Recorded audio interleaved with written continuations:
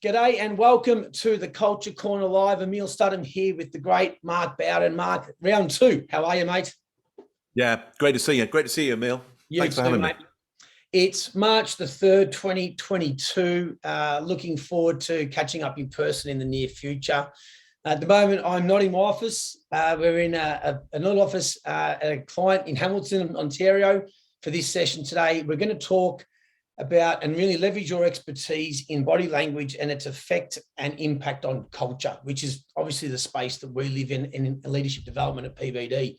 So we talk a lot about language being an important part of building a culture. That's why we spend so much time helping teams build their culture code, very clear purpose, values, and team behaviors.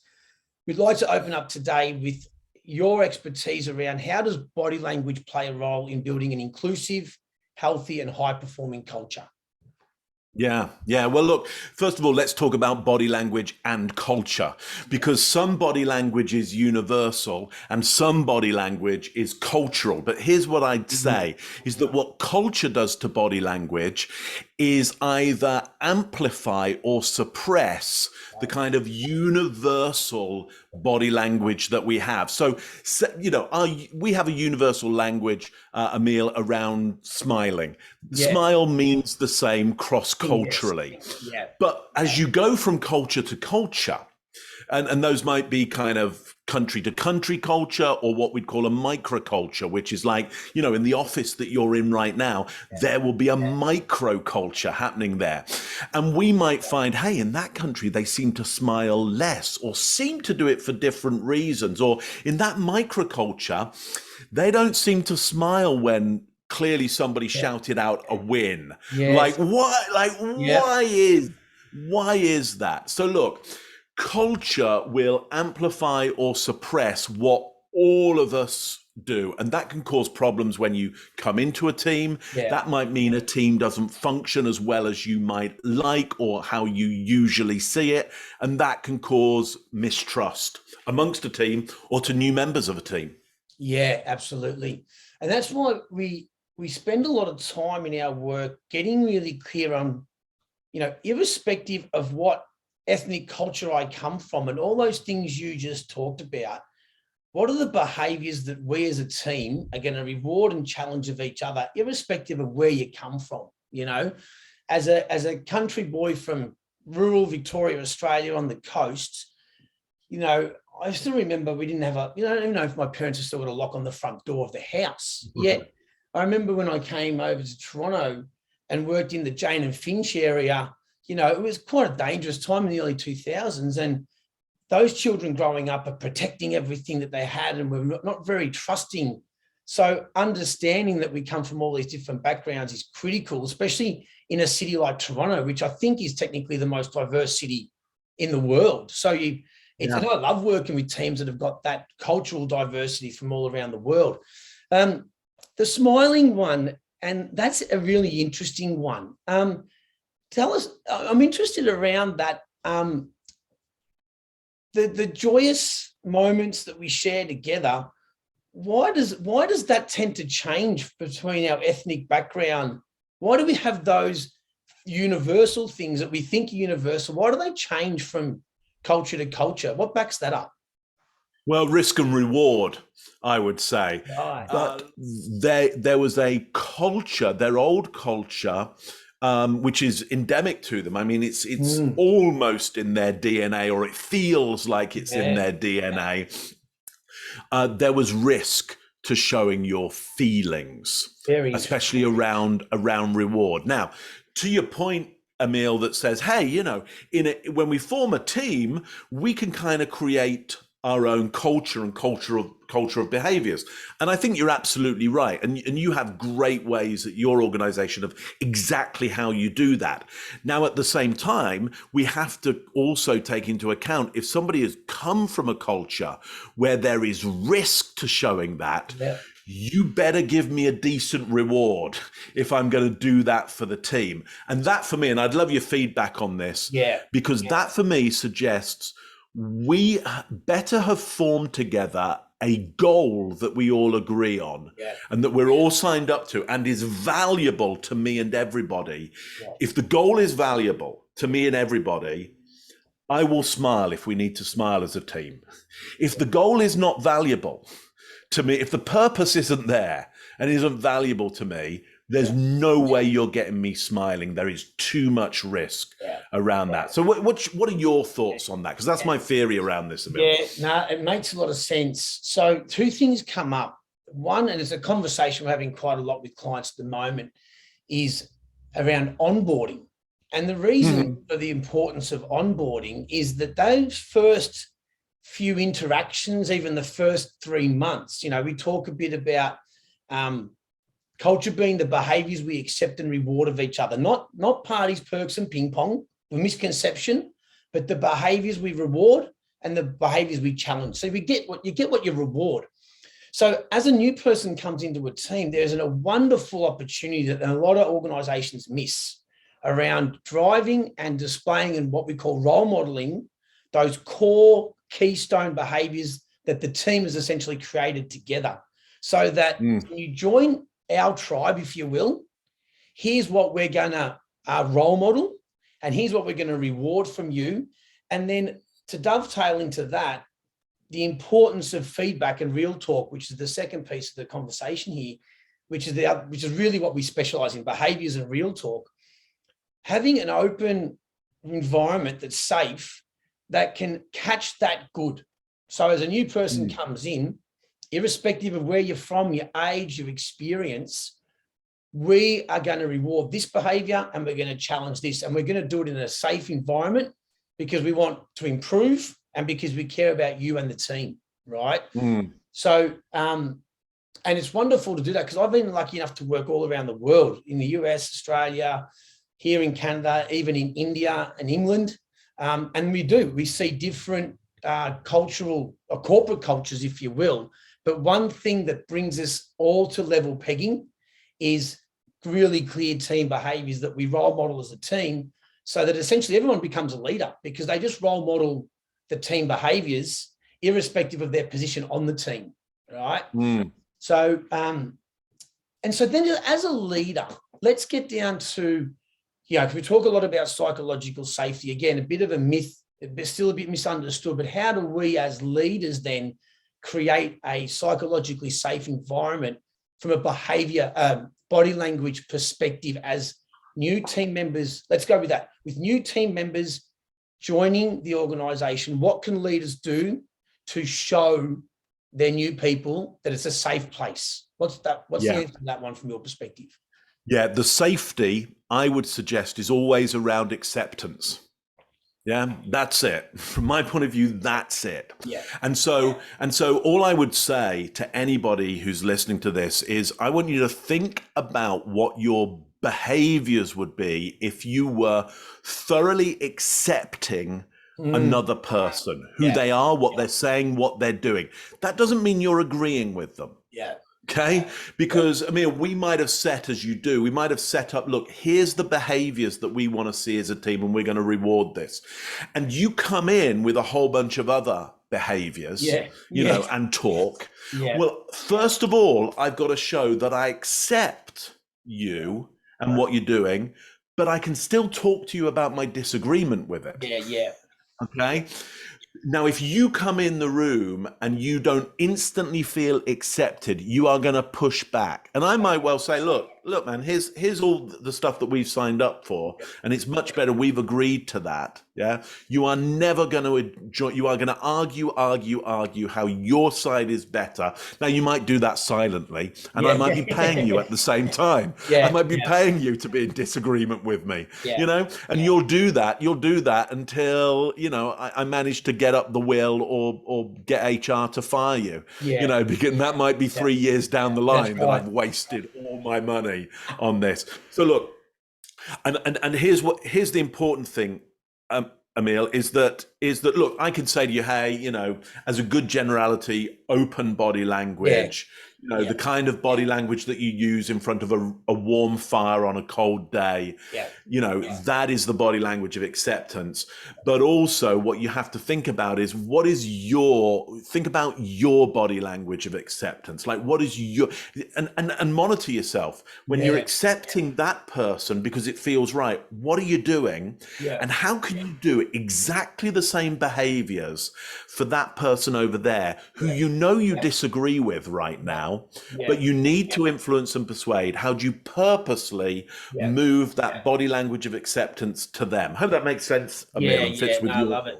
Well, that's been the interesting part of transitioning to the virtual world, particularly in our work. And, you know, there's times in our sessions and our training where, you know, we're taking people through an experience that's a bit unfamiliar. It's, you know, face-to-face, open forum, feedback, training and practicing what we call real talk, which is really important to understand that it's not just the difficult conversations. Real talk is also catching the good, and specifically catching the good behavior, right? Because behaviors drive results. And sometimes we don't get the results we want, but the behavior's right. So we don't want to change these behaviors.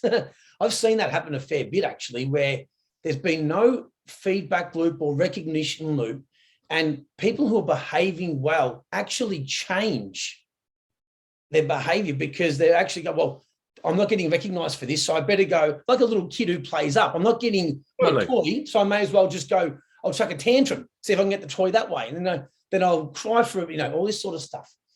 So that's really important. And then the other part that's coming up for me that I wanted to ask is transitioning from the in-person to the virtual.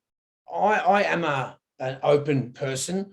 I'm a touch on the shoulder kind of guy, pat on the back, got your mate, side by side, whatever it needs to be.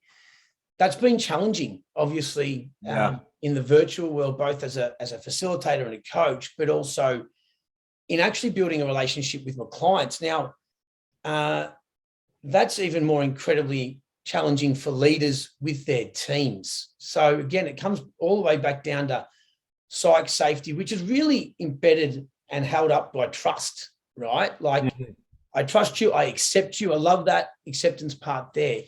What can leaders do from a body language perspective in the virtual world to continually build trust and not let people turn down that little slippery loneliness slope, which, you know, is a massive killer of culture? Yeah. Well, look, to your point of real talk, which is, you know, how do you deliver more information? How do you get more information, more talk out to people? And we're talking about body language. Look at what you've done in your setup. I mean, I know you've just moved to an office that's free and gone, okay, let's get on this call with Mark, and you're leading this call with me. But I want everybody to notice how much of you we can see. Right. Okay. And because, and I'm doing it right now, because we can see your movement, and you're saying, hey, I'm standing by you, give you a pat on the back kind of guy, touch your shoulder. It's like, but those channels aren't open to you right now.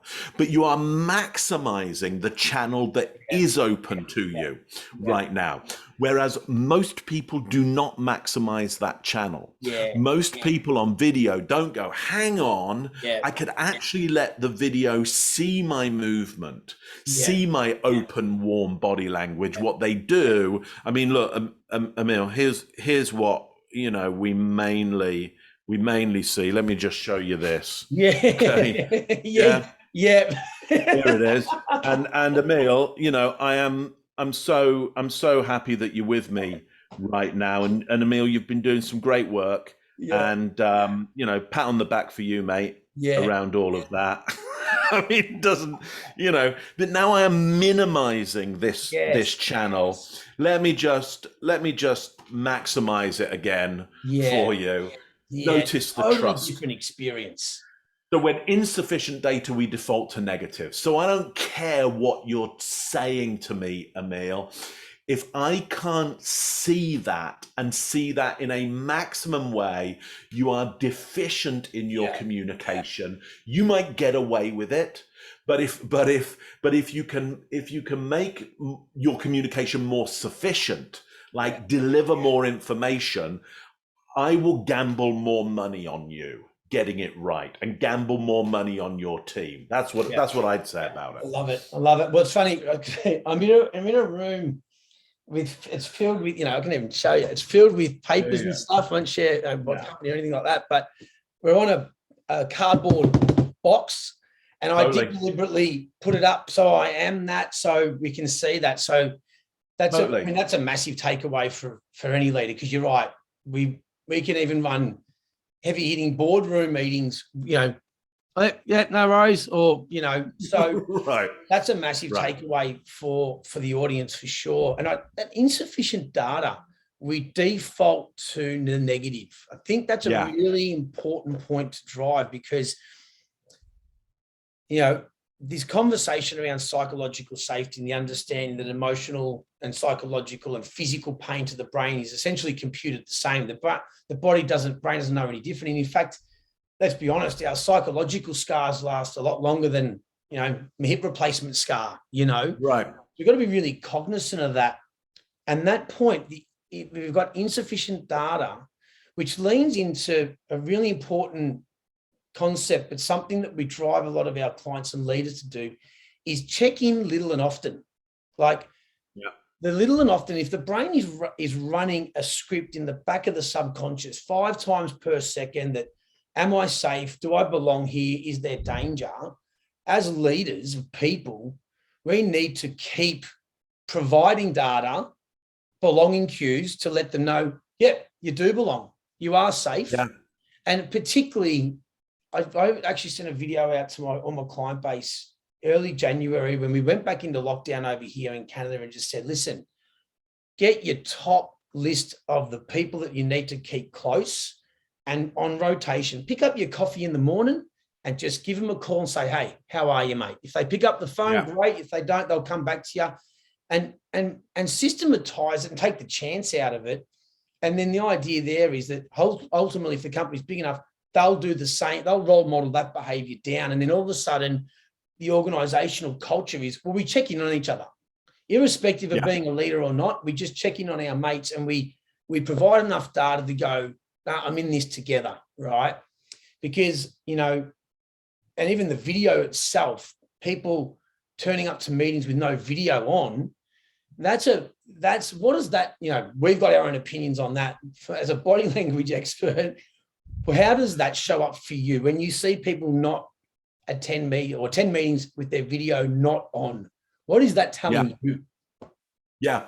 Well, look, we don't know why somebody doesn't have their video on. Yeah. Okay. Yeah. But our brain does something called theory of mind. Okay. Mm-hmm. So we know we don't know, but we will quickly come up with a theory. Yeah. Okay.